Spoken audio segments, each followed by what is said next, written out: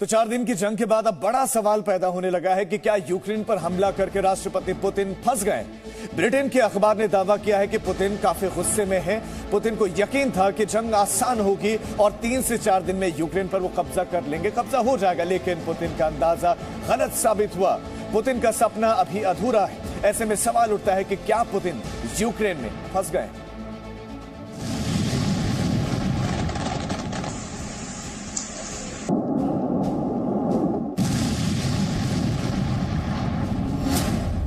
Zelensky के हौसले बुलंद, पुतिन के तेवर नर्म।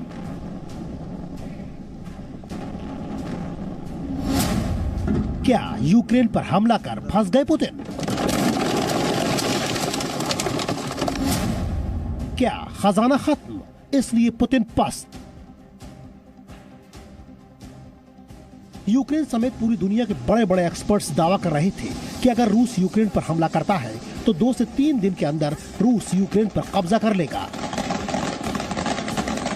लेकिन सभी दावे धरे के धरे रह गए हैं। यूक्रेन पर रूसी हमले को 4 दिन हो चुके हैं, लेकिन अभी तक राष्ट्रपति पुतिन के हाथ खाली है। कीव रूस के लिए बहुत दूर दिखाई दे रहा है। अब तो खबर आ रही है कि पुतिन यूक्रेन में चल रही जंग में जीत में हो रही देर पर नाराज हो गए हैं। रूस के मुकाबले यूक्रेन की सेना बहुत छोटी और कमजोर है। इसके बावजूद रूस के लिए हार दूर दिखाई दे रही है। इससे पुतिन की प्रतिष्ठा खतरे में पड़ गई है। पुतिन को अंदाजा नहीं था कि यूक्रेन की सेना का प्रतिरोध इतना जबरदस्त होगा।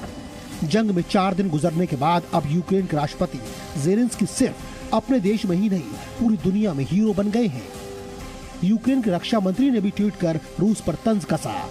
कीव पर 2 घंटे में कब्जे का दावा क्या हुआ? अंधेरा जल्दी छटेगा, सुबह नजदीक है। जब पूरी दुनिया ने यूक्रेन का साथ छोड़ दिया था, तब राष्ट्रपति ज़ेलेंस्की ने अकेले ही रूस से मुकाबला करने की ठानी। अब यूक्रेनी सेना डट कर मुकाबला भी कर रही है। ब्रिटेन के विदेश मंत्री लिज ट्रस का कहना है कि रूस यूक्रेन युद्ध कई सालों तक चल सकता है।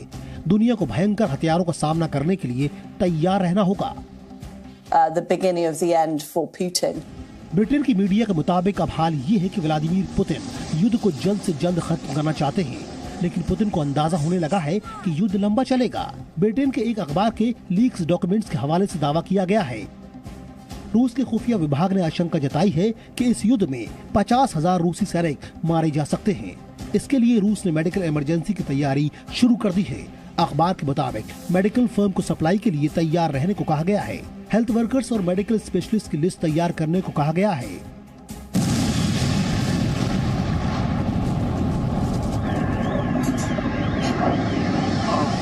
अब सवाल ये है कि पुतिन क्यों यूक्रेन पर हमला करके फंस गए हैं। ये समझने की जरूरत है।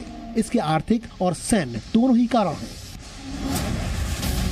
यूरोपीय संघ के सांसद रिहो टेरास का दावा है कि रूस पर युद्ध का हर दिन का खर्च $20 अरब आ रहा है। किसी भी देश के पास रॉकेट ज्यादा से ज्यादा 3-4 दिन के लिए होते हैं। इनका इस्तेमाल कम ही करते हैं। ऐसे में रूस के पास हथियारों की कमी है। रूसी कारखाने हथियारों की कमी को पूरा नहीं कर सकते हैं। वो सिर्फ राइफल और गोलियों की आपूर्ति ही कर सकते हैं। रूसी सेना के लिए हथियार अकेले 3 से 4 महीने में बन सकते हैं, वो भी तब जब उसके पास इसके लिए पर्याप्त कच्चा माल हो। रूसी हथियारों को बनाने के लिए स्लोवेनिया, फिनलैंड और जर्मनी से कच्चा माल आता था, जो अब प्रतिबंधों के कारण बंद हो चुका है। इसके अलावा अमेरिका सहित यूरोपीय देशों ने आर्थिक प्रतिबंध भी और कड़े कर दिए हैं। भले ही यूक्रेन की सेना अकेले रूस से लड़ रही है, लेकिन दुनिया के 28 देश एक साथ उसकी आर्थिक और सैन्य साजो सामान के साथ मदद कर रहे हैं। रूस को शायद अंदाजा नहीं था कि वो दुनिया में इस तरह अलग थलग पड़ जाएगा। उसे उम्मीद थी कि यूरोप के देश रूस से गैस सप्लाई रुकने के डर से उस पर प्रतिबंध नहीं लगाएंगे, लेकिन ऐसा नहीं हुआ। अब तो जर्मनी और फ्रांस भी खुलकर यूक्रेन की मदद कर रहे हैं। फ्रांस ने यूक्रेन के लिए 300 मिलियन यूरो की आर्थिक मदद की घोषणा की है। इसके अलावा सैन्य साजो सामान के साथ मदद की भी बात कही है। जर्मनी ने 1000 एंटी टैंक हथियार यूक्रेन को मुहैया कराने की घोषणा की है। साथ ही सतह से हवा में मार करने वाली 500 स्ट्रिंगर मिसाइल भी जर्मनी देगा।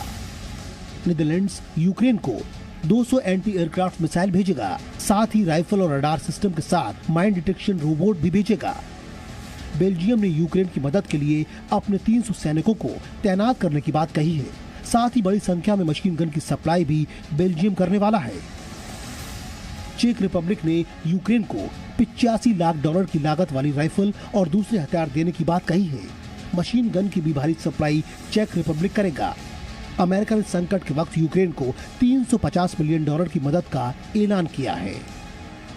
And last night the G7 agreed that we would cut access for Russia to the SWIFT banking system, that we would target the Russian central bank, that we'll be putting more sanctions on oligarchs and companies. And you can see the reaction in the international markets. You can see the damage already to the Russian economy. But I fear, Trevor, that this will be a long haul. अब तो G7 देशों ने ऐलान किया है कि रूस के कुछ बैंकों को स्विफ्ट बैंकिंग सिस्टम से बाहर करेंगे। अगर ऐसा होता है तो रूस के बैंक दुनिया के दूसरे बैंकों के साथ लेन देन नहीं कर पाएंगे। दुनिया में रूस का कारोबार रोक सकता है। रूस को भरोसा है कि चीन उसकी आर्थिक मदद करेगा, लेकिन अभी तक चीन ने भी रूस के समर्थन में बयानबाजी ही की है।